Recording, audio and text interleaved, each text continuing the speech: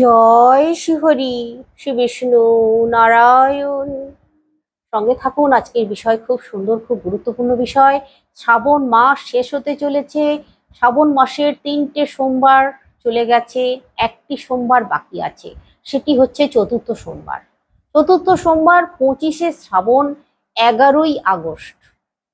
আর এই চতুর্থ সোমবার আপনারা অবশ্যই, যারা এখনো একটা সোমবারও পালন করেননি, তারা অবশ্যই এই চতুর্থ সোমবারটা পালন করুন। অনেকেই ভয় পাচ্ছেন যে সোমবার ব্রত যে পালন করব, খুব কষ্টকর ব্যাপার, কিন্তু মোটেই না। আমি আপনাদেরকে খুব সুন্দরভাবে বলে দিচ্ছি, আপনারা শুনুন। আপনারা নিশ্চিন্ত মনে ভোলেনাথের ব্রত রাখুন, আপনাদের মনস্কামনা পূরণ হবে, আপনাদের আশা আকাঙ্ক্ষা সমস্ত কিছু পূরণ হবে, আপনাদের সংসারে শান্তি আসবে। তারপর সারাটি বছর খুব ভালোভাবে জীবনযাপন করতে পারবেন মহাদেবের পুজো অর্চনা করলে। তাই আপনাদেরকে বলছি, 2025-এ এই শ্রাবণ মাস চলে যাচ্ছে, আবার 1 বছর পর আসবে। তাই এই চতুর্থ সোমবারটা আপনারা মিস করবেন না, অবশ্যই চতুর্থ সোমবারটা ধরার চেষ্টা করুন। সোমবার দিন আপনারা যে ব্রত রাখবেন, প্রথমে আমি আপনাদেরকে খাওয়া দাওয়ার ব্যাপারটা বলে দেবো, কারণ এই খাওয়া দাওয়ার ব্যাপারটা নিয়েই অনেকের মনে ভীতি আছে। তারপর আমি আপনাদেরকে বলে দেব কিভাবে পুজো করবেন বাড়িতে। অনেকেই আছেন যারা মন্দিরে যেতে পারছেন না, মন্দিরে যাওয়া সম্ভব নয়, অনেক দূরে মন্দির। তারা বাড়িতে কিভাবে করবেন, বাড়িতে করলেও একই ফল পাবেন কিনা, আমি সবটাই বলে দিচ্ছি। তার সঙ্গে আমি বলে দিচ্ছি আপনাদেরকে, এই চতুর্থ সোমবারের শিবের পুজোয় আপনারা এই একটি ফলের কথা বলবো, সেই ফলটি ভুলেও নেবেন না। তাহলে সঙ্গে থাকুন, আমি আপনাদেরকে একটা একটা করে বলছি। আপনারা ভয় মোটেই পাবেন না, কিন্তু আমি বলছি আপনারা এইভাবে পুজো করুন, সফল হবেন। প্রথমে আমি আপনাদেরকে বলছি খাবার জিনিসের কথা। চতুর্থ সোমবার 25 তারিখ, 24 তারিখ আগের দিন রবিবার আপনাদেরকে নিরামিষ খেতে হবে। রাত্রি 11টার মধ্যে খাওয়া দাওয়া সেরে নিতে হবে। খাওয়া দাওয়া সেরে দাঁত ব্রাশ করে ঘুমাতে যাবেন। সকাল সকাল ঘুম থেকে উঠবেন সূর্যোদয়ের আগে, তাহলে খুব ভালো। সকাল সকাল সমস্ত কাজকর্ম সেরে আপনারা পুজো করবেন মহাদেবের। স্নান সেরে নেবেন, স্নানের জলে একটু গঙ্গা জল দিয়ে স্নান সেরে নেবেন, তারপর পুজোয় বসবেন। এবার আমি আপনাদেরকে বলবো খাবেন কি খাবেন। দেখুন, এই সোমবার দিন আপনারা যারা একান্তই ফল আহার করে থাকতে পারবেন না, সাবুদানা, রামদানা এগুলো খেয়ে থাকতে পারবেন না, সম্ভব নয়, কিন্তু আটা, ময়দা, গমের তৈরি জিনিস এই দিন খাওয়া চলবে না এই চতুর্থ সোমবারে। তার একটি কারণ আছে, আমি বলে দিচ্ছি। তবে বাজরার তৈরি খাবার আপনারা খেতে পারবেন। কিছু সবজি আছে যেগুলো খেতে পারবেন, আলু, মিষ্টি আলু, কুমড়ো, এরকম ধরনের সবজিগুলো আপনারা খেতে পারবেন। সাবুর পায়েস করতে পারেন, সাবু ভিজিয়ে তাতে চিনি মিশিয়ে বা বাতাসা মিশিয়ে কলা দিয়ে মেখে খেতে পারেন, আপনারা এইভাবে করতে পারেন। আর একান্তই যারা পারবেন না, হবিষ্যান্ন গ্রহণ করার কথা শাস্ত্রে বলা আছে। তাই আপনারা, আমি কিন্তু আমার নিজের কথা নয়, এটা আমি শাস্ত্রের কথাই বলছি, হবিষ্যান্ন আপনারা গ্রহণ করতে পারবেন। সেটা আতপ চালের, সিদ্ধ চালের হবিষ্যান্ন খাওয়া যাবে না। আতপ চালের খেতে হবে, ঘি মিশিয়ে খেতে হবে আলু দিয়ে। আলু, ঘি, আতপ চাল কিন্তু একবার নিতে পারবেন, সারা দিনে একবার। সূর্য অস্ত চলে যাবার পর নিতে পারবেন না। সূর্য থাকাকালীন মানে বিকেল বেলায় যতক্ষণ পর্যন্ত সূর্য অস্ত না যাচ্ছে তার আগে পর্যন্ত আপনারা এই হবিষান্ন গ্রহণ করে নেবেন। সূর্য অস্ত চলে যাবার পর আর কোনো খাবার খাবেন না। আপনারা দুধ খেতে পারেন, অসুবিধে নেই, রাত্রে দুধ খেয়ে শুতে পারবেন। তো এটা তো গেল খাওয়ার ব্যাপার, এভাবে আপনারা করতে পারেন। যারা একান্তই, আমি বলে দিয়েছি প্রথমেই আপনাদেরকে, যারা একান্ত থাকতে পারবেন না তারা হবিষান্ন গ্রহণ করুন, কোনো বাধা নেই। এবার আপনাদেরকে বলবো পুজোর বিশেষ কিছু কথা। যাদের বাড়িতে শিবলিঙ্গ আছে তারা বাড়িতেই পুজো করুন, মন্দিরে যাওয়ার দরকার নেই।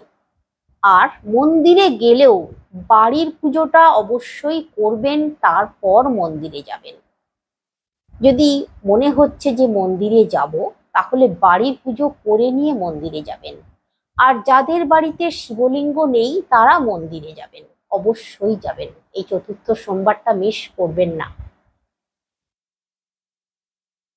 যাদের শিবলিঙ্গ, অনেকেই আমাকে বলেছেন, জিজ্ঞাসা করেছেন যে শিবলিঙ্গ চটাফাটা হয়ে গেছে, সেই শিবলিঙ্গ পুজো করা যাবে কি? তো এক্ষেত্রে আমি বলবো চটাফাটা ভাঙা শিবলিঙ্গ আপনারা এই শ্রাবণ মাসে ভুলেও পুজো করবেন না। যদি এই রকম হয়ে থাকে, ভাঙা চটাফাটা হয়ে থাকে শিবলিঙ্গ, তাহলে অবশ্যই আপনারা নতুন শিবলিঙ্গ এই শ্রাবণ মাসের সোমবার দিন আপনার গৃহে প্রতিষ্ঠা করুন। আবার ওই শিবলিঙ্গ আপনারা কিভাবে, অনেকেরই মনে প্রশ্ন যে কিভাবে ওই ভাঙা শিবলিঙ্গ কি করব। ভাঙা শিবলিঙ্গ আপনারা লাল শালু কাপড়ে মুড়ে কোনো মন্দিরে রেখে আসতে পারেন বা কোনো ব্রাহ্মণের হাতে দেবেন। যদি নিজে হাতে নদীতে দেওয়ার ইচ্ছা নেই, দিতে পারছেন না, তাহলে কোনো ব্রাহ্মণের হাতে দেবেন, তাকে দক্ষিণা দেবেন, দিয়ে তাকে বলবেন যে শিবলিঙ্গ আপনি নদীতে দিয়ে আসুন, তাকে দক্ষিণা দেবেন। তাকে মানে ব্রাহ্মণকে দিয়ে আপনি এই কাজটা করাতে পারেন, তাতে কোনো বাধা নেই। কিন্তু চটা ফাটা ভাঙা শিবলিঙ্গ ভুলেও পুজো করবেন না, তাতে খারাপ হবে। খারাপ হবে মানে আপনি পুজোর ফল পাবেন না। তো এবার আপনাদেরকে বলবো সাদা শিবলিঙ্গ কিনবেন না। যদি কিনছেন বা বাড়িতে সাদা শিবলিঙ্গ আছে, তাহলে সাদা শিবলিঙ্গ পুজো করা চলে না। মহিলাদের তো সাদা শিবলিঙ্গ স্পর্শ করাই পাপ। তাই আপনারা কালো শিবলিঙ্গ কিনবেন, কিন্তু শিবলিঙ্গ যেটা আপনারা কিনবেন সেই শিবলিঙ্গটা যেন আপনার হাতের মাপে হয়, এইরকম হাতের মাপে শিবলিঙ্গ নিতে হবে, কালো পাথরের। তার সঙ্গে একটা পাথরের বাটি কিনতে হবে, পাথরের রেকাব, তার উপরে শিবলিঙ্গ বসাতে হবে। আপনারা কিনুন। আর এই শ্রাবণ মাসে যদি আপনারা শিবলিঙ্গ প্রতিষ্ঠা করবেন ভাবছেন, কিনবেন ভাবছেন, তাহলে তার সঙ্গে অবশ্যই নন্দী মহারাজ একটা নেবেন, নন্দী মহারাজের মূর্তি একটা নেবেন, একটা ত্রিশূল নেবেন পিতলের, নন্দী মহারাজও পিতলের নিতে পারেন, একটি নাগ সর্প নেবেন। এই তিনটি জিনিস মহাদেবের সঙ্গে নিয়ে আসুন কিনে, তারপর মহাদেবকে প্রতিষ্ঠা করুন আপনার গৃহে। তো এবার আমি আপনাদেরকে বলবো মহাদেবের পুজো কিভাবে করবেন। অনেকেই জানেন না, তাই ভয় পাচ্ছেন যে কিভাবে পুজো করব। প্রথমেই আমি আপনাদেরকে বলবো আপনার যে ঠাকুরের স্থানে মহাদেব বসানো আছে সেখান থেকে যখন আপনি মহাদেবকে নামাবেন, নামিয়ে বসে পুজো করবেন, আসন পেতে বসে পুজো করবেন। কোন দিকে মুখ করে পুজো করবেন সেটাও বলে দিচ্ছি। উত্তর দিকে মুখ করে পুজো করা সব থেকে ভালো। আর একান্তই যদি আপনার বাড়িতে সেটা সম্ভব হচ্ছে না, তাহলে পূর্ব দিকে মুখ করে পুজো করতে পারেন। তবে উত্তর দিকে শিবলিঙ্গের যে গৌরী পীঠটা আছে সেটা উত্তর দিকে থাকবে। কখনোই কিন্তু সেই শিবলিঙ্গ অন্য দিকে রাখবেন না। শিবলিঙ্গের গৌরীপীঠ সবসময় উত্তর দিকে রাখতে হয়। তো আপনারা এইভাবে রাখবেন। তো যখন শিবলিঙ্গ ঠাকুরের স্থান থেকে আপনি সিংহাসন থেকে নামিয়ে পুজো করবেন, একটা রেকাব নেবেন পিতলের। পিতলের রেকাব নিয়ে তাতে চন্দনের ওম লিখে নেবেন, মানে চন্দন দিয়ে। তার উপরে একটা বেল পাতা দেবেন। বেল পাতা দিয়ে শিবলিঙ্গ রাখবেন। শিবলিঙ্গ রেখে তারপর পুজো করবেন। শিবলিঙ্গকে আপনারা পঞ্চামৃত দিয়ে অভিষেক করাবেন। পঞ্চামৃত কি? দুধ, দই, ঘি, মধু, চিনি। তো এই ক্ষেত্রে আমি এই শ্রাবণ মাসের চতুর্থ সোমবারে আপনারা যদি আর একটা জিনিসের কথা বলে দিচ্ছি, সেটা হচ্ছে সিদ্ধি। সিদ্ধি মিশিয়ে নেবেন। দুধ, গঙ্গা জল, ঘি, মধু, সিদ্ধি। সেখানে আপনারা চিনি না দিলেও চলবে। আপনারা সাদা বাতাসা অবশ্যই তো রাখবেন, আমি বলে দিচ্ছি একটার পর একটা। তো আপনারা এই 5টা জিনিসও নিতে পারেন। আর যদি চিনি মেশান তাহলে আপনাকে 7 রকম করে নিতে হবে, ডাবের জল মিশিয়ে নিতে হবে। সেটা করতে পারেন। আর না হলে আপনারা গঙ্গা জল, দুধ, ঘি, মধু, সিদ্ধি। ভোলেনাথের অত্যন্ত প্রিয় জিনিস। ভোলেনাথকে অভিষেক করান, ভীষণ ভালো ফল পাবেন। ভোলেনাথকে অভিষেক করাবেন, ডাবের জল দিতে পারেন, ডাবের জল নাও দিতে পারেন। ভোলেনাথকে অভিষেক করানোর পর আবার গঙ্গা জল দিয়ে খুব ভালো করে স্নান করিয়ে নিতে হবে। স্নান করিয়ে নিয়ে আপনারা পাথরের উপরে তুলে দিতে পারেন ওই রেকাব থেকে, অথবা ওই পাত্রে যে আপনি স্নান করিয়েছেন মহাদেবকে, শিবলিঙ্গ, সেই পাত্রের জল ভালো করে খালি করে ঝাড়িয়ে নিয়ে তার উপরে একটা আবার চন্দন দিয়ে, বেলপাতায় চন্দন লাগিয়ে বেলপাতা রেখে তার উপরে মহাদেবকে বসিয়ে ফুল দিয়ে বেলপাতা দিয়ে পুজো করুন ভালো করে। অথবা পাথরের উপরেও একটা, আমি সব রকমই আপনাদেরকে বলে দিচ্ছি, যে পাথরটা আপনার আছে সেই পাথরের রেকাব, পাথরের বাটিটা যেটা আছে, তাতে একটা চন্দন দিয়ে ওম লিখে বেলপাতা দিয়ে তার উপরে শিবলিঙ্গ রেখে দিন। আপনি তার উপরে রেখে সিংহাসনে তুলেও দিতে পারেন, বা আপনার ঠাকুরের স্থানে তুলেও দিতে পারেন, দিয়েও পুজো করতে পারেন। যদি বসে পুজো করা সম্ভব হয় তাহলে খুব ভালো হয় আর কি। আর না হলে ওই যে চৌকির ওপরে শালু কাপড় পেতে নিয়েছেন, সাদা শালু কাপড়, তার উপরে পাথরের বাটিটা রেখে শিবলিঙ্গ রেখে পুজো করুন। তো কি করবেন? প্রথমেই আপনি 21টা বেলপাতা নেবেন। এই চতুর্থ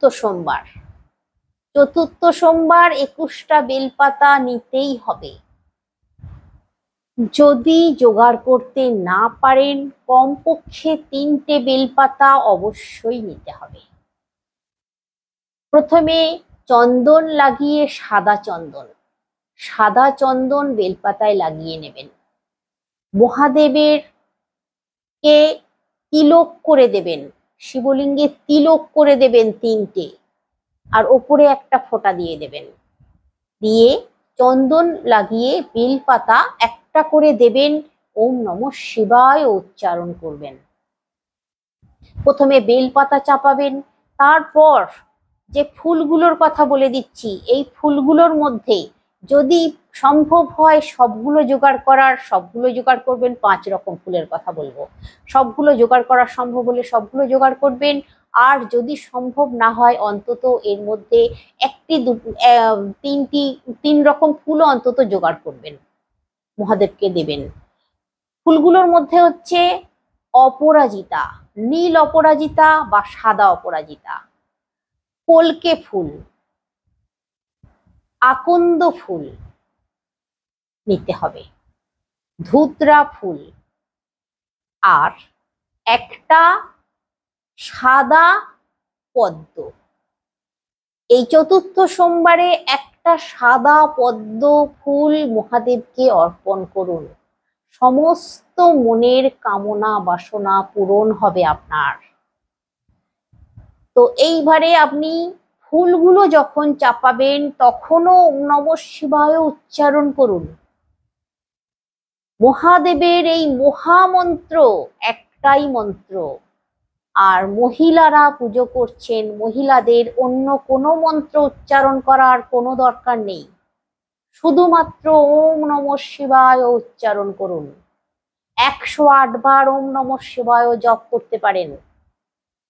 তো তারপর ফুলগুলো চাপাবেন। ফুলগুলো চাপানোর পর আমি একটি শস্যর কথা বলছি।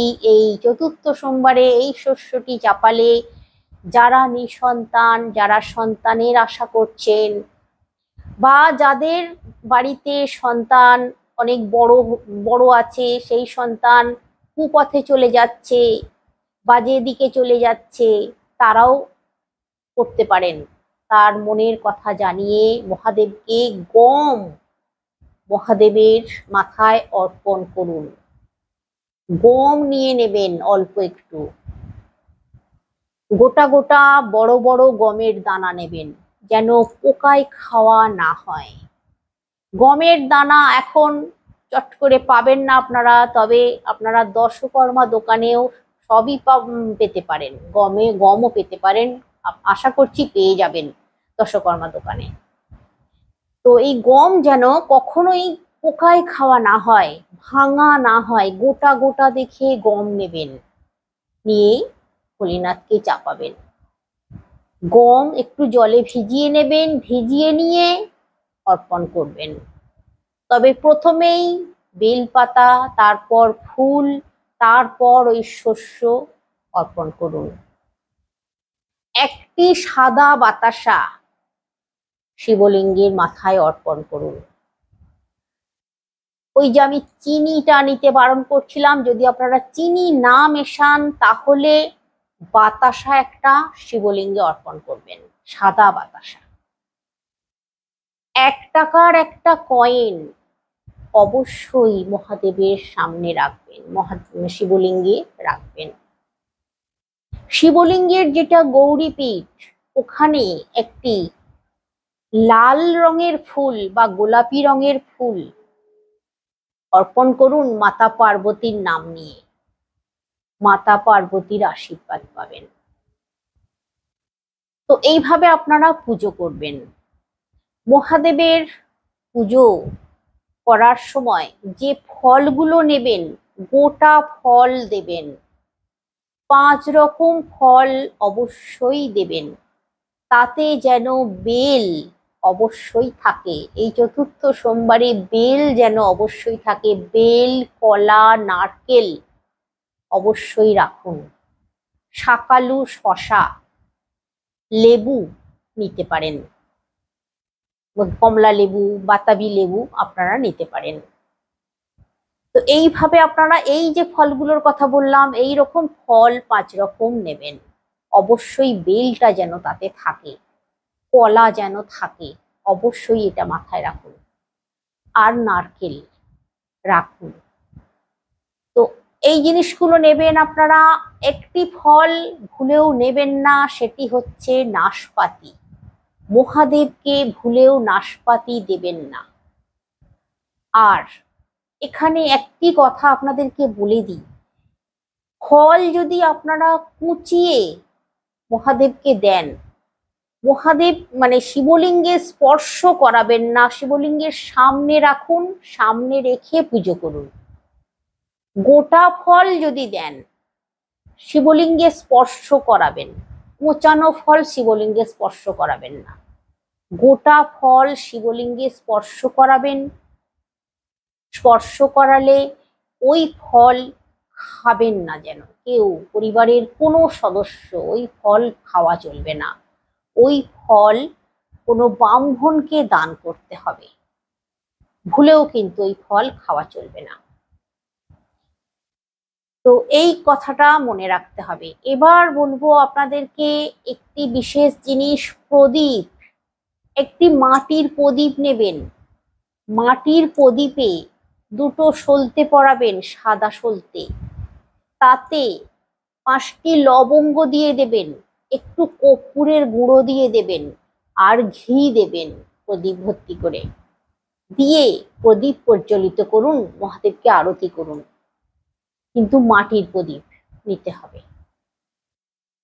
ধূপ অবশ্যই জ্বালাবেন, ধুনো অবশ্যই জ্বালাবেন। মহাদেবের পুজোয় অনেকেই বলেন শঙ্খ বাজানো চলে না, কিন্তু শঙ্খ বাজানো চলে। শঙ্খের জল মহাদেবকে দেওয়া যায় না, অভিষেক করানো যায় না শঙ্খের জল দিয়ে, কিন্তু শঙ্খ বাজানো যায়। তবে আপনারা যদি মনে ভাবেন যে শঙ্খ বাজাবো না, তাতেও কোনো অসুবিধে নেই, কিন্তু ঘন্টার ধ্বনি অবশ্যই করবেন মহাদেবের পুজোয়। তো এইভাবে আপনারা আরতি করবেন, মহাদেবের পুজো করুন, ভীষণভাবে ভালো ফল পাবেন, পাবেনই পাবেন। এই চতুর্থ সোমবার যারা ভাবছেন যে আগের যে সোমবারগুলো চলে গেছে, ওই সোমবারের যে জিনিসগুলো চাপাতাম, শস্যগুলো, সেগুলো ওই চতুর্থ সোমবারে সবই চাপাতে পারবেন, এটাও আমি আপনাদেরকে শেষে বলে দিচ্ছি। তাতেও কোনো বাধা নেই। যদি মনে ভাবছেন যে ওই সমস্ত জিনিস চতুর্থ সোমবারে চাপাবো, আপনারা চাপাতে পারবেন। আর এখানে আর একটা কথা বলে দিই, সন্ধ্যার সময় আপনারা পুজো করতে পারেন। প্রদোষকালে মহাদেবের পুজো করা সব থেকে ভালো, সন্ধ্যার সময়তেও কিন্তু পুজো করতে পারেন যদি উপোস থাকতে পারেন। আর যদি উপোস থাকতে না পারেন, তাহলে সকাল সকাল পুজো করে নিন। তো এইভাবে আপনারা করুন। আজকে আসছি, সকলে অনেক অনেক সুস্থ থাকুন, অনেক অনেক ভালো থাকুন। আর কমেন্টে একবার হলেও লিখে যান হর হর মহাদেব।